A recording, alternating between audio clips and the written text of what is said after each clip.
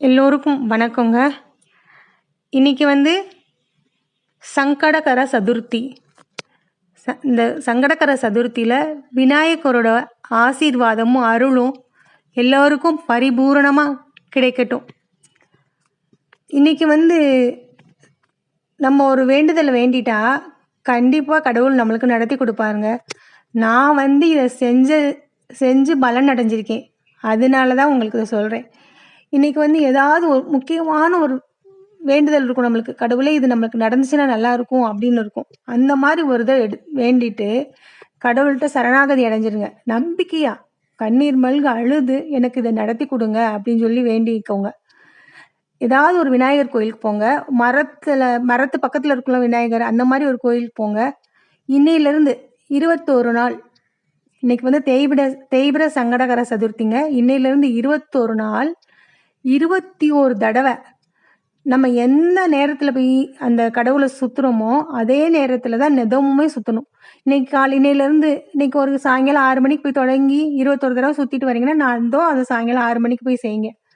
அந்த மாதிரி 21 நாள் செஞ்சீங்கன்னா, நம்மளோட என்ன கோரிக்கையோ கடவுள் கண்டிப்பா அத நிறைவேத்தி குடுப்பாருங்க.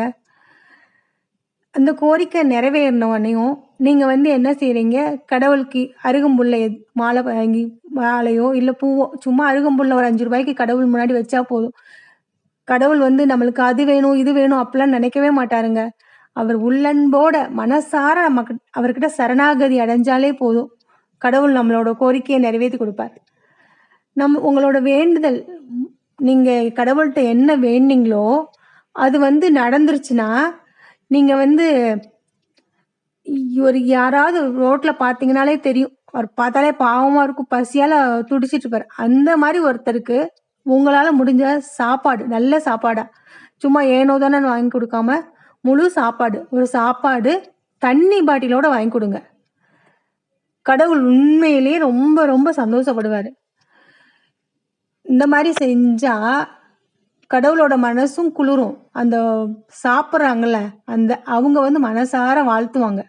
வாழ்த்துறப்ப நம்மளுக்கும், நம்ம குடும்பத்துக்கும் அந்த வாழ்த்து ரொம்ப ரொம்ப நல்லதுங்க. அத விட்டுட்டு கடவுளுக்கு செய்ய வேண்டியது அந்த பாலாபிஷேகம்லாம் பண்ணுவோம்னு வேண்டிக்குவோம். ஏதோ கொஞ்சம் இவங்க வெளியில கோயிலுக்கு போவாங்க நெறைய பேரு. வெளியில வந்து குழந்தை வந்து பசியால ஒரு அம்மா வச்சுட்டு கத்திட்டு கிடக்கும். அதுக்கு ஒரு ரூ. 5 குடுன்னு அந்த அம்மா கேட்டா குடுக்க மாட்டாங்க. அந்த காசுல போய் பால் பாக்கெட் வாங்கிட்டு போவாங்க. கடவுள் அத ஏத்துக்குவாங்களா? கண்டிப்பா ஏத்துக்கவே மாட்டாரு. நான் உன்கிட்ட பாலாபிஷேகம் கேட்டேனா? வெளியில ஒரு குழந்தை வந்து பசியால துடிச்சிட்டு இருக்குது. அந்த குழந்தைக்கு ஒரு பிஸ்கட் பாக்கெட் வாங்கி குடுத்துட்டு என்னை கும்பிட்டா உனக்கு நான் அருள் புரிவேன். விட்டுட்டு எனக்கு வந்து நீ பால வாங்கி குடுத்தேன் அபிஷேகம் பண்ணா அத நான் ஏத்துக்குவேனா? அப்படின்னு கடவுளே நினைக்கும். கண்டிப்பா அந்த மாரி செய்யவே செய்யாதீங்க. யாரையாவது கோயிலுக்கு வர்றோம். யாரோ ஒருத்தர பார்க்குறோம். அவங்களுக்கு வயிறு பசிக்குது. அவங்க ஏதோ ஒரு உதவின்னு கேட்குறாங்க. அத செய்யுங்க. அத செஞ்சுட்டு போய் கடவுள்கிட்ட ஒரு சூடத்த வாங்கி பொருத்தி வச்சுட்டு வாங்க. ஒரு சும்மா ஒரு ரூ. 10க்கு ஒரு பூ வாங்கி குடுத்துட்டு வாங்க. மனசார செய்யுங்க. கண்டிப்பா நம்மளோட கோரிக்கைய கடவுள் நிறைவேத்துவாருங்க. அது மாரி இன்னையிலிருந்து ஒரு 7 நாள் வீட்ல ஒரு மஞ்சள்ல ஒரு விநாயகர பிடிச்சு வச்சுக்கோங்க. 2 விளக்கேத்தி அதில வந்து தேங்காய் எண்ணெய் போட்டுக்கோங்க. வெட்டி வேர் இருக்கும்ல, அந்த வெட்டி வேர கொஞ்சம் நேரம் எண்ணெயில ஊற வச்சுட்டு, பஞ்சு திரியில அந்த வெட்டி வேர நல்லா திரிச்சுக்கோங்க. திரிச்சுட்டு 2 விளக்குல மஞ்சள் குங்குமம் வச்சு, அந்த விளக்க ஏத்துங்க. வெட்டி வேர் போட்ட திரிய வச்சு 2 விளக்கு ஏத்துங்க. ஏத்திட்டு ஒரு வெள்ள பேப்பர்ல 4 பக்கமும் மஞ்சள் தடவிட்டு, உங்க கோரிக்கை என்னவோ, உங்களுக்கு எது தேவையோ, அத வந்து எழுதுங்க. எழுதி கடவுள்கிட்ட வச்சுருங்க. கடவுளே! இந்த கோரிக்கை எனக்கு நிறைவேத்தி குடுங்கன்னு சொல்லி சரணாகதி அடைஞ்சிருங்க. அப்புறம் அத மைண்ட்ல நீங்க வச்சுக்காதீங்க.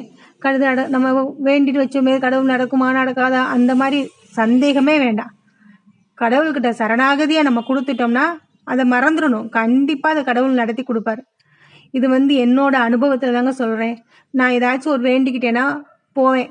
சாமிகிட்ட வேண்டிட்டு, ஒரு வெள்ள பேப்பர்ல மஞ்சள் தடவி என்ன வேண்டுதலோ அத எழுதி வச்சுருவேன்.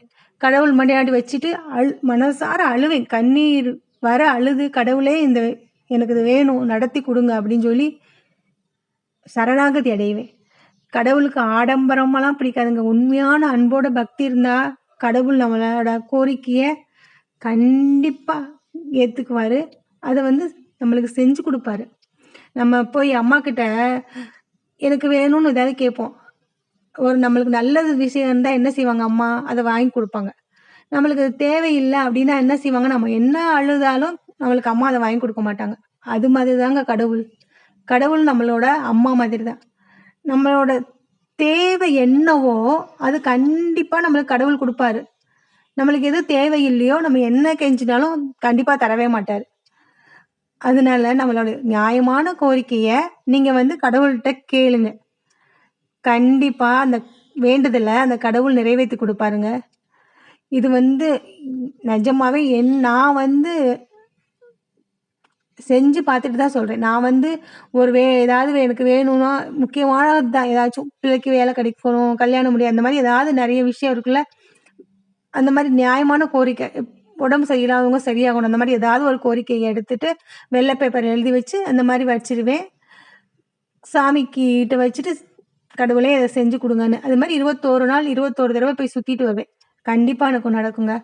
முடிஞ்சா விளக்கேத்திட்டு, சாமிக்கு நெய்வேத்தியமா பால் வச்சு கும்பிடுங்க. அந்த பால்ல நீங்க குடிங்க. இல்லன்னா உங்க வீட்டுக்கு யாராவது குழந்தை வந்துச்சுன்னா, அத குடுங்க.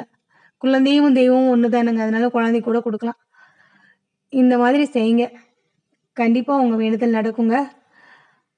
அப்புறம் வந்து என்னோட இந்த வீடியோலாம் பார்க்குற எல்லாருக்குமே ரொம்ப ரொம்ப ரொம்ப நன்றிங்க. நான் வந்து இந்த மாரி வீடியோலாம் இப்ப தான் இந்த சேனலே தொடங்கியிருக்கேன். என் பசங்க தான் தொடங்கி குடுத்தாங்க. 2 பேரும் வெளியூர்ல இருக்காங்க. எங்க வீட்டுக்காரர் வந்து காவல்துறையில பணிபுரியிறாரு.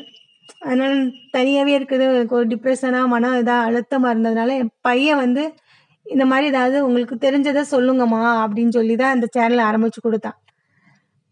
அதனால இத பார்க்குற எல்லோருக்கும் ரொம்ப, ரொம்ப, ரொம்ப நன்றி. முடிஞ்சா ஷேர் பண்ணுங்க, சப்ஸ்கிரைப் பண்ணுங்க. நான் என்ன மாரி பதிவு போடணும்னு சொன்னா, அத செய்வேன். எனக்கு தெரிஞ்சது என்னோட அனுபவத்துல இருந்த விஷயங்கள நான் உங்ககிட்ட பகிர்ந்துக்கிறேங்க. இந்த வேண்டுதல நீங்க செய்யுங்க. கடவுள் கண்டிப்பா உங்க கோரிக்கைய நடத்தி குடுப்பாருங்க. ரொம்ப, ரொம்ப நன்றி. வணக்கம்.